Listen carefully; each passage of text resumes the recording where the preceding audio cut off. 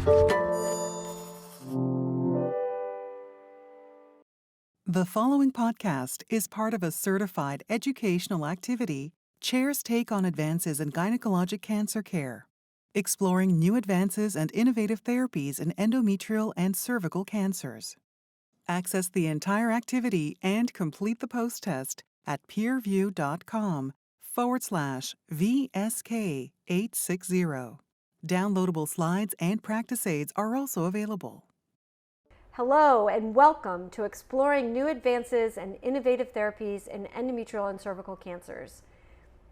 I'm Linda Duska from the University of Virginia School of Medicine.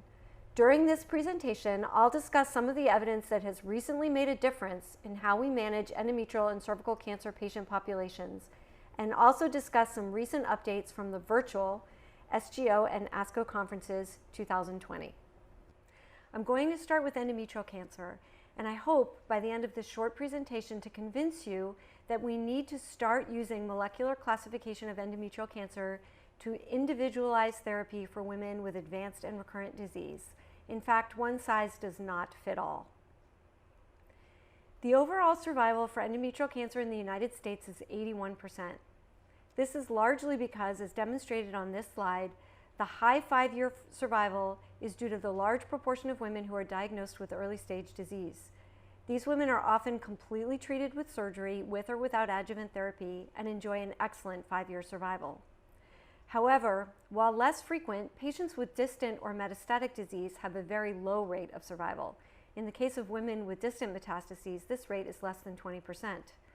Additionally, patients with recurrent disease have few treatment options with low response rates, and it is for these populations of patients that novel treatments are needed.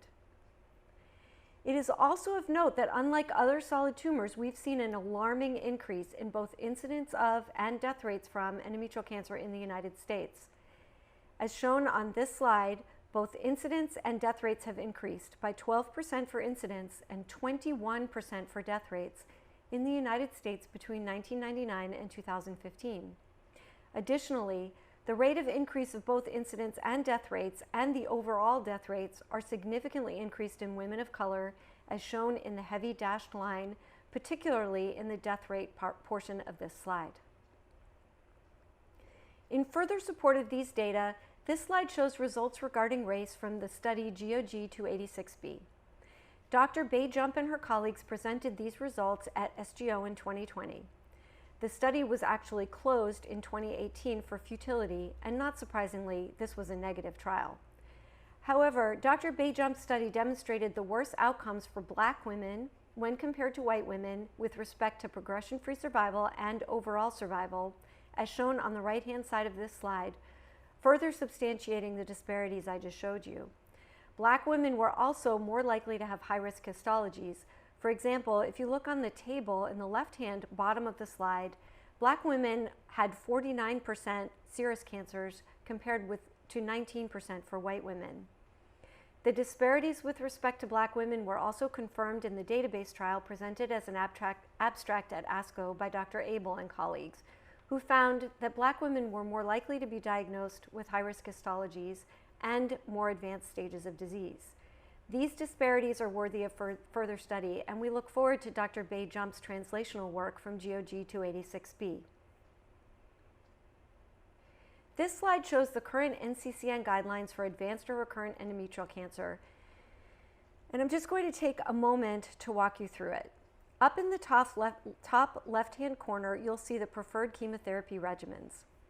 Carboplatin and paclitaxel is the preferred standard of care regimen for recurrent metastatic or high-risk disease as established by GOG 209, the survival curves of which are shown in the upper right-hand corner. Median overall survival of the combination in GOG 209 was 30 months. The guidelines also include the addition of trastuzumab to the carboplatin paclitaxel backbone in women with stage 3, 4, or recurrent HER2-positive uterine serous carcinoma. This addition to the NCCN guidelines was made following the publication of a preliminary analysis by Dr. Fader and colleagues in 2018 of a clinical trial with uterine papillary serous carcinoma. Dr. Fader updated these data at SGO in 2020 and the overall survival results are shown in the right-hand bottom corner of the slide. Her group confirmed the preliminary PFS findings and also demonstrated an overall survival advantage with a hazard ratio of 0.58 and an improvement in overall survival of 5 months. In the left bottom corner of this slide, you'll note the addition of pembrolizumab for MMR deficient tumors, and we'll talk about that in a few moments. And then I just want to draw your attention for a moment to the middle of the slide and remind you that hormonal therapy remains a viable and relatively non-toxic option for many women with advanced and recurrent endometrial cancer. So in the next portion of this presentation, I'm going to move on to recent treatment updates, and we're going to focus on immunotherapy and targeted options. But we need to set the stage with this idea of molecular classification of endometrial cancer shown on this slide. These data represent a comprehensive multi-platform analysis of almost 400 cases of endometrial cancer, and this new molecular classification is changing the way we think about this disease. We're moving from a traditional type 1 and type 2 dichotomy to a molecular classification that is more reproducible than traditional histology, more predictive of response to therapy, and potentially more predictive of prognosis. The red vertical line on the slide divides the tumors into the hot tumors on the left and the cold tumors on the right. The hot tumors are the ultra-mutated POLE tumors and the hyper-mutated microsatellite unstable tumors. These tumors have a high mutational burden and are expected to be responsive to immunotherapy. On the right hand of the slide are those tumors with a low mutational burden, so-called cold tumors. The copy number low tumors, which include the majority of the endometrioid adenocarcinomas, and then the copy number high tumors, which include the p53 mutated tumors, the serous tumors, and about 25% of the grade 3 endometrioid cancers. Just to give you a sense of proportions here, the POLE mutation tumors represent between 5 and 7% of all endometrial cancers, MSI high tumors between 25 and 30%, copy number low about 40%, and the remainder, 25%, will be copy number high. For the rest of this section on endometrial cancer, I'm going to focus on updates in the 3 categories that you see on this slide.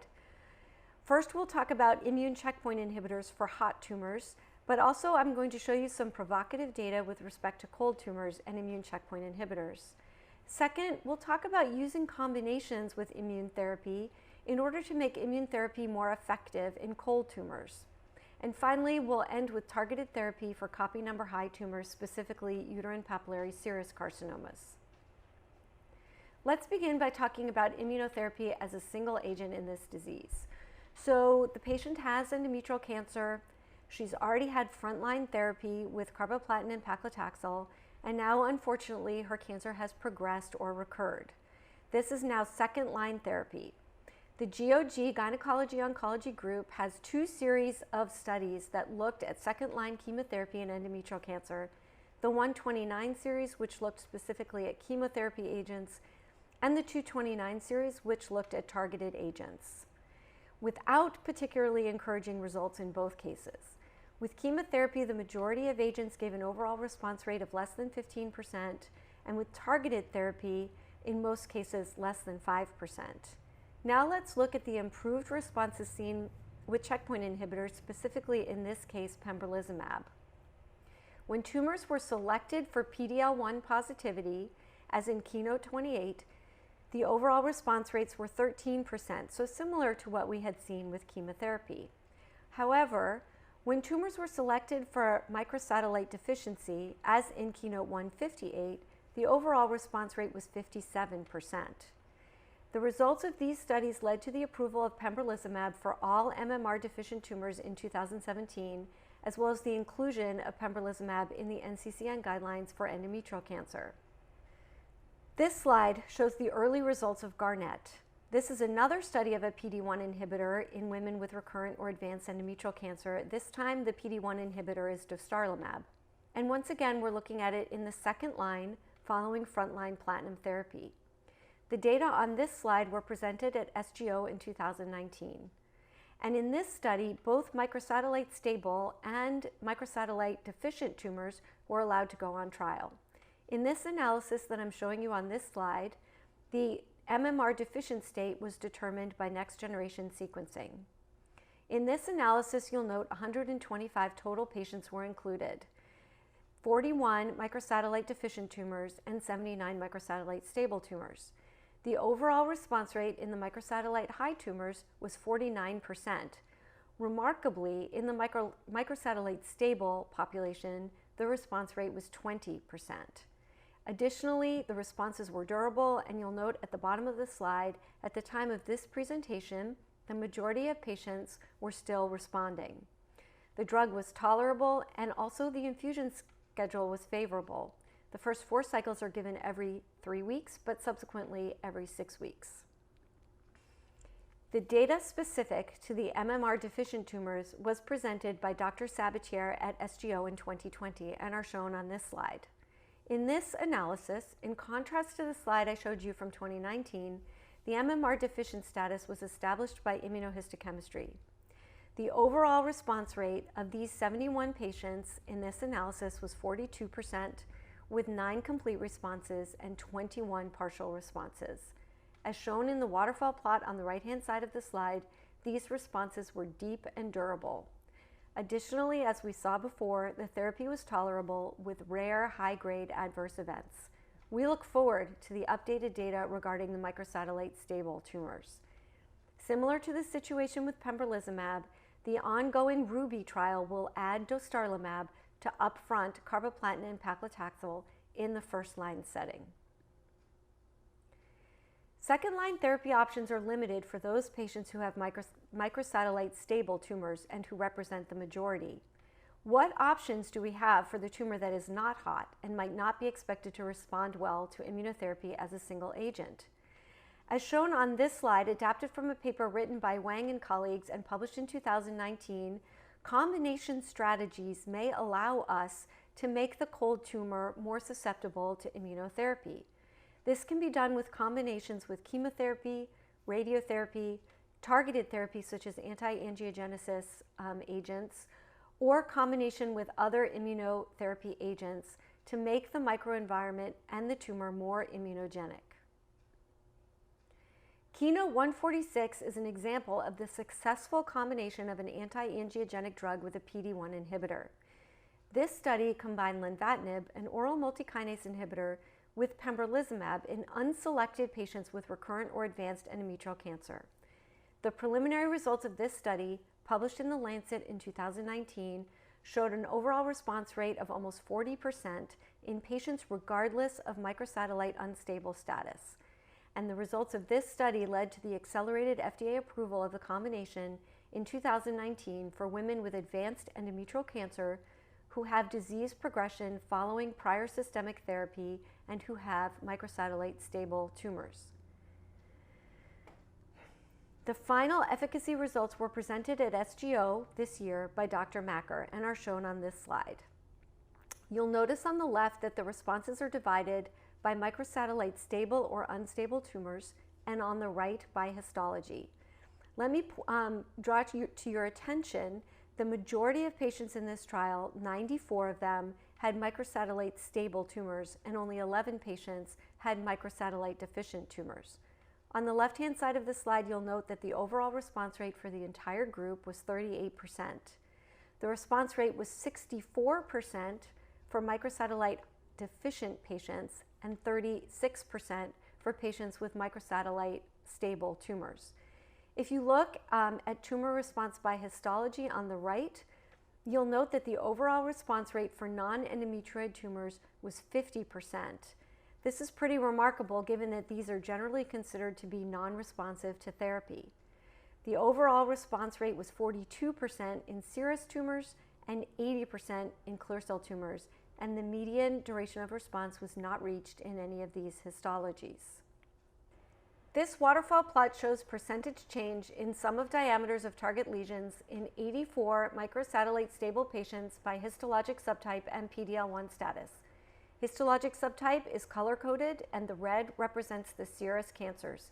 PD-L1 status are the plus signs that are along the 0 horizontal axis in the waterfall plot. Responses in these microsatellite stable patients were deep, with 31% having tumor shrinkage of 50% or greater and 16% having tumor shrinkage of 75% or greater. Additionally, responses were seen across all histologic subtypes and regardless of PD-L1 status. And I'll point your attention again to the red all the way over on the right-hand side of the waterfall plot, where we see deep and durable responses in those women with serous cancers traditionally believed to be difficult to treat. It must be noted, however, that this is a relatively toxic regimen. Treatment-related adverse events occurred in virtually all patients, and grade 3 or 4 adverse events in almost 70%, the most common of which were hypertension, fatigue, and diarrhea. 2 deaths were deemed to be treatment-related by individual study investigators, and 13% of patients experienced grade 3 or greater immune-related adverse events. Nevertheless, these results are very encouraging, particularly in these difficult histologies to treat, and have led to a randomized trial of lenvatinib plus pembrolizumab versus physician's choice chemotherapy in the second-line setting. Additionally, given these excellent response rates, pembrolizumab and lenvatinib are being moved into the first-line therapy in a randomized trial against the standard of care chemotherapy doublet carboplatin and paclitaxel. On this slide is another example of a combination of a tyrosine kinase inhibitor plus a PD-1 inhibitor presented by Stephanie Leroux and colleagues at ASCO this year. You'll see that in this study, women with advanced recurrent endometrial cancers who had had at least one platinum-based regimen were stratified by microsatellite status and randomized 2-to-1 to the combination arm of cabozantinib and nivolumab in arm A, or single-agent nivolumab in arm B. There was no prior line limit in this study. Patients were allowed to enter the trial with as many prior lines as necessary. Arm C was an exploratory arm that included carcinosarcomas as well as women with prior progression on immune therapy. Arm B was allowed to cross over to this arm.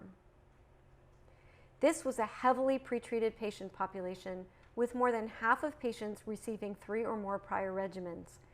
The primary endpoint was progression-free survival, and the study met the statistical endpoint, as shown on this slide, with a median PFS in the combination arm of 5.3 months compared to 1.9 months in arm B. And you'll also note the overall response rates. Arm C also had some responses, with 1 PR in carcinosarcoma and several responses in the crossover arm. Overall survival data and translational data are not completed, but this study shows interesting activity, and we look forward to study maturity and further translational work.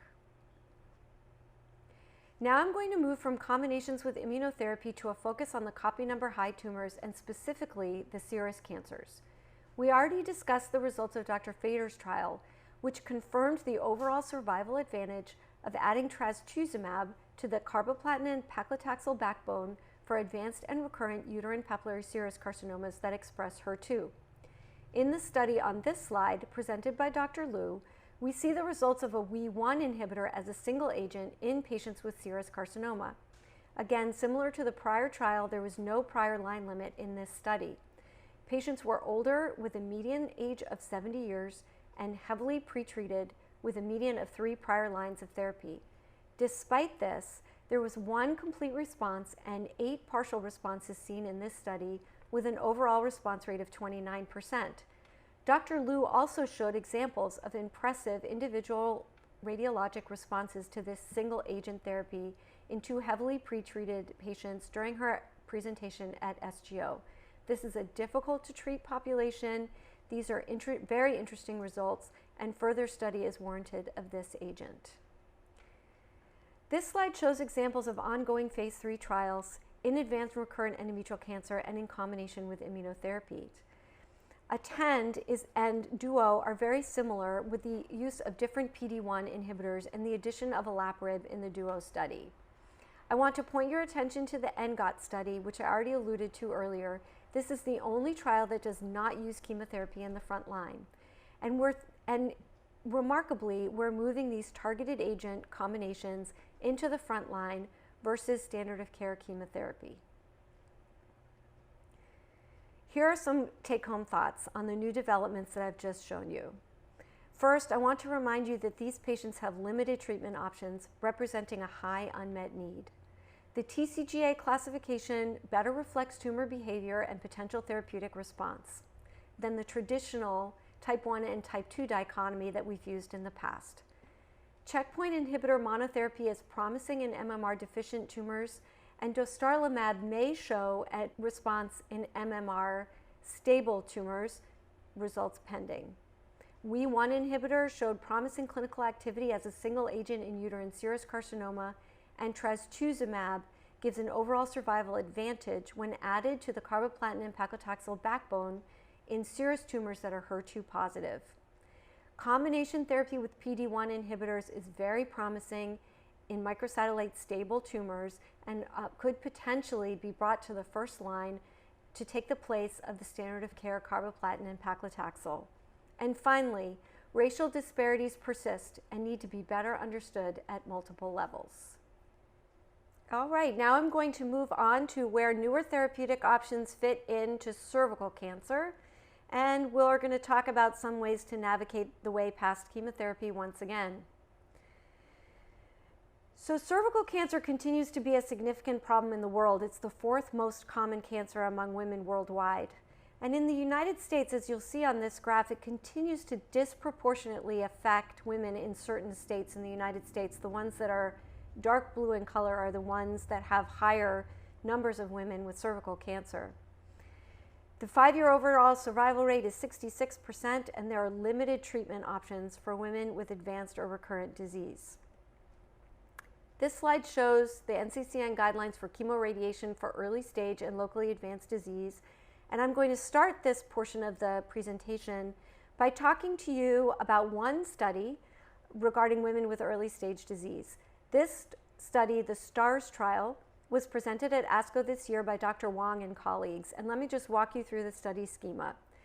Patients who had early stage cervical cancer and underwent radical hysterectomy, who had adverse pathologic risk factors that are shown on this slide, were randomized to 3 different arms.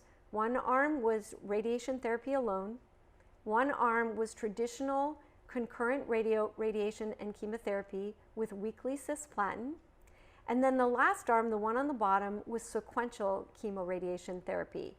In this arm, the patients received 2 cycles of paclitaxel and cisplatin, followed by radiation therapy with 2 more cycles of paclitaxel and cisplatin.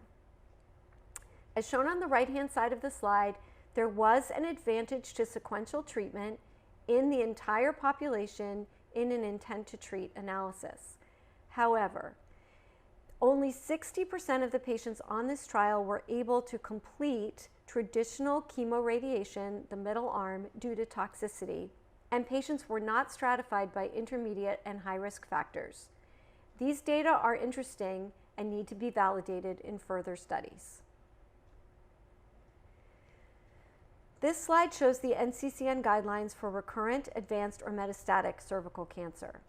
The standard of care treatment is based on results from GOG 240, which established the standard of care as paclitaxel plus a platinum plus bevacizumab as first-line therapy, with the survival curve shown on the right-hand side of the slide. In second-line therapy, pembrolizumab received FDA approval in 2018, and I'm going to show you those data in a moment. But similar to the data that I showed you for endometrial cancer, treatment following first-line therapy for cervical cancer has very low response rates, and this remains a very significant unmet need. We've already talked about Keynote 158. Here are the inclusion criteria for patients with advanced or recurrent cervical cancer who progressed after primary therapy. The primary endpoint for this study was overall response rate. These are the efficacy results. The overall response rate was 12%, with a 14% overall response rate in women with PD-L1 positive tumors. The measure of PD-L1 expression in this study was the combined positive score, or CPS, and PD-L1 positivity was defined as a CPS of 1 or greater. 84% of women in this trial were PD-L1 positive by this definition. No responses were observed in patients with PD-L1 negative tumors. So by this definition, PD-L1 did appear to be a biomarker that, at least when absent, predicted no response. But clearly, given these low response rates, there is room for some improvement. This brings us to Checkmate 358. The Checkmate study takes advantage of the combination of a PD-1 inhibitor and a CTLA-4 inhibitor, nivolumab and ipilimumab, presented at ESMO in 2019. Patients were allowed to go on trial if they had received less than or equal to 2 prior systemic therapies for advanced disease. But I want to make the point that a little less than half of patients in each arm had not received any prior chemotherapy and were receiving the combination of immune checkpoint inhibitors as their first line of therapy. Patients were randomized 1-to-1 to one of these 2 regimens. These are the results of Checkmate 358, and I want to draw your attention to 2 important aspects of these results. If you look at the 2 arms in the no treatment column, you'll note that the overall response rates for both combinations for patients who had not received prior treatment were higher than for those patients who had received prior treatment. And in fact, on the right-hand side of the slide in the right column, those patients who had not received prior treatment had an overall response rate of almost 46%. Additionally, the median PFS for both groups who had received no prior treatment, 13.8 months and 8.5 months, were comparable to the median PFS that we saw in the results of GOG 240. The second important point about this trial is that PD-L1 positivity by immunohistochemistry was not a required eligibility criteria for entry into this trial. However, the investigators did perform immunohistochemistry for PD-L1 and had access to those results. In this study, PD-L1 was not a biomarker for response, a little bit different than the results I showed you in the prior slide. The really interesting results from this study suggest a possibility, again, similar to the case with endometrial cancer and pembrolizumab and lenvatinib, that we can move this combination therapy into the front line and put it up against the standard of care chemotherapy. This phase 2 trial was also presented at ASCO this year and looks at a combination of an anti-PD-1 immune checkpoint inhibitor, camrelizumab, with apatinib, a tyrosine kinase inhibitor that selectively inhibits the vascular endothelial growth factor receptor 2. Patients in this study progressed on less than or equal to 1 prior systemic chemotherapy for metastatic, recurrent, or persistent cervical cancer, and the primary endpoint was overall survival. Here are the results of this study. The overall response rate for the combination was 58.5%, with 2 complete responses and 23 partial responses. You'll also note on the right-hand side of the slide that PD-L1 positivity was not a biomarker for overall response rate, but was a biomarker for progression-free survival. Patients who had PD-L1 positive tumors had a higher PFS of 9.6 compared to PD-L1 negative tumors, which was 5.3. This combination shows promising activity and is worthy of further study. Finally, I'm going to finish with some emerging therapies in cervical cancer that show promise for the future. The first is this antibody drug conjugate. Tissue factor is aberrantly expressed in a broad range of solid tumors, including cervical cancer, and is associated with poor prognosis. Tisotumab vedotin is an antibody drug conjugate composed of a fully human monoclonal antibody specific for tissue factor, conjugated to the microtubule disrupting agent monomethyl auristatin E via a protease cleavable linker. 3 trials are shown on the right-hand side of the slide that include cervical cancer. The top study has been published with an overall response rate of 22% as a single agent. The other 2 studies are ongoing. 204 is investigating the anti-tumor activity and safety of the antibody drug conjugate in approximately 100 patients with previously treated recurrent or metastatic cervical cancer. And 205 is investigating the combination of the antibody drug conjugate in combination. And we look forward to the results of these trials. Here's another emerging therapy, adoptive cell therapy. This adoptive cell therapy study was presented at ASCO in 2019 by Dr. Jaziri and also published in 2019. In this study, tumor was surgically resected and fragmented to isolate the tumor-infiltrating lymphocytes. The TILs were then expanded in vivo. The patient underwent lymphodepletion and infusion of the TILs with IL-2. The primary endpoint of this study was overall response rate. On the right-hand side of the slide, you'll see the overall response rate in this study was 44%, with 3 CRs and 9 PRs. This is a promising emerging therapy, and further study is needed. Finally, I want to end with Listeria monocytogenes-based vaccine, or AXL. This study, shown on this slide, was presented by Dr. Slomovitz at SGO this year and was based on the results of GOG-265, shown in the bottom left-hand corner. GOG-265 was a phase 2 study of AXL as a single agent in women with advanced or recurrent cervical cancer, and more than met the bar with an overall survival at 12 months of 38%. This was felt to be very promising and worthy of further study. A subsequent randomized phase 2 study of AXL with or without cisplatin in advanced cervical cancer was published in 2018, but did not show a difference between the combination and the single agent AXL, with a 12-month overall survival of 31% for AXL alone versus 39% for the combination. Dr. Slomovitz presented the results of this randomized phase 2 trial of durvalumab, or Durva, plus AXL in the blue arm and Durva alone in the orange arm in patients with recurrent and persistent or metastatic cervical cancer. As you can see on this slide, the CR plus PR rate was approximately 10% for both arms. Similarly, there was no difference between overall survival or best overall response between the arms. Interestingly, median progression-free survival in the Durva-only arm was 5 months compared to only 2 months in the combination arm. However, as noted by Dr. Slomovitz during his presentation, more patients in the combination arm had greater than or equal to 3 prior lines of therapy, perhaps accounting for this PFS difference. It is also notable that the adverse events in the combination arm were significantly higher than those in the single agent arm, and there was 1 death in the combination arm. While AXL shows promise as a single agent, this particular combination did not appear to provide a treatment advantage, and further combination studies are needed. This slide shows examples of ongoing phase 3 trials assessing immunotherapy in cervical cancer. You'll note that CALA and Keynote A18 add immunotherapy to chemoradiation in the frontline setting for early or locally advanced disease.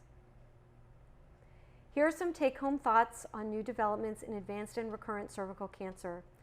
Single-agent immunotherapy is approved for advanced cervical cancer in the second line. However, immunotherapy combination approaches show a lot of promise, and further study of these combinations are needed. Additional emerging therapies are on the horizon, and these include antibody-drug conjugates, adoptive cell transfer, and vaccine opportunities. In summary, we've seen that additional experience with newer therapies offer new options for patient populations with advanced endometrial and cervical cancer, and allow us to target and individualize therapy to those patients. I thank you for joining me. I hope you found this program useful for your practice and also inspirational. And I hope that you'll continue to enter your patients onto clinical trials so that we can learn more about new therapies for these patients. I look forward, and I hope you do too, to hearing future updates as some of these trials mature and we learn new data. Thank you very much. Thank you for listening. Download materials and complete the post-test for instant credit at peerview.com/VSK860. This activity is supported by educational grants from Eisai Incorporated, GlaxoSmithKline, and Merck & Company Incorporated. This activity has been jointly provided by Medical Learning Institute Incorporated and PVI, Peerview Institute for Medical Education.